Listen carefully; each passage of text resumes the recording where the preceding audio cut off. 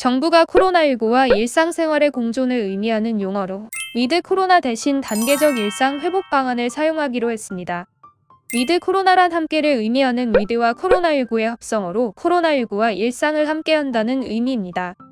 하지만 일부에서는 위드 코로나 용어 자체가 확진자를 신경 쓰지 않고 사회적 거리 두기를 아예 하지 않는다는 의미로 쓰이고 있습니다. 이에 정부는 방역에 신경 쓰지 않아도 된다는 인식이 생겨 국민들의 긴장감이 낮아지는 문제점이 있어 단계적 일상 회복이라는 용어를 사용하겠다고 밝혔습니다.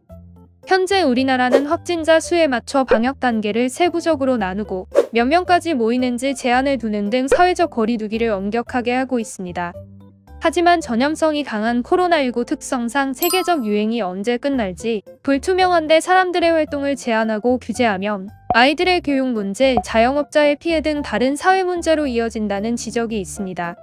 정부는 단계적 일상 회복의 전제 조건으로 고령층 90%와 전체 성인층 80% 이상 코로나19 백신 접종 완료를 제시했습니다. 백신 접종자는 코로나19에 걸려도 백신을 접종하지 않은 사람보다 훨씬 가볍게 앓는다는 연구 결과가 있어 백신 접종률이 높아지는 만큼 앞으로는 위중한 환자보다 무증상이나 경증 환자들이 많아질 것이라고 예상하고 있습니다. 최근 코로나19 바이러스보다 감염력이 약 3배 높은 델타 변이 바이러스가 나타나며 확진자 수를 이전처럼 줄이기는 불가능해졌습니다. 1년 동안 사회적 거리 두기를 했지만 코로나19 상황이 나아지지 않아 이제 코로나19와 함께 생활하려는 노력을 해야 한다는 것입니다. 가천대 의대 예방의학과 교수는 단계적 일상 회복을 시작하지 않는 것은 문제의 해결을 미룰 뿐이라며 10월 말 확진자 수가 3,000명이 유지되거나 더 늘어나더라도 단계적 일상 회복은 시작되어야 한다고 말했습니다. 단계적 일상 회복의 준비 과제로는 미접종 고위험군의 최대한 접종 기회 제공, 충분한 중환자 치료 병상과 의료 인력 확충, 경증 환자의 접촉자 추적 체계 단순화, 경증 환자 재택 치료 시행을 제시했습니다.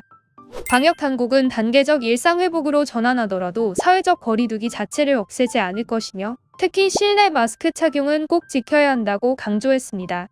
또한 백신 접종률 목표를 얼마나 달성했는지, 위드 코로나로 전환한 국가들의 사례는 어떤지와 백신 접종률이 늘어나면서 치명률은 얼마나 낮아졌는지 등을 살펴보며 단계적 일상회복 방안 시행을 신중하게 검토할 것이라고 밝혔습니다. 코로나19 상황이 언제 끝날지 모르는 불투명한 상황 속에 정부는 코로나19와 일상생활 공존을 의미하는 위드 코로나 대신 단계적으로 일상을 회복하는 것을 의미하는 단계적 일상 회복 방안을 10월 도입 목표로 하고 있습니다.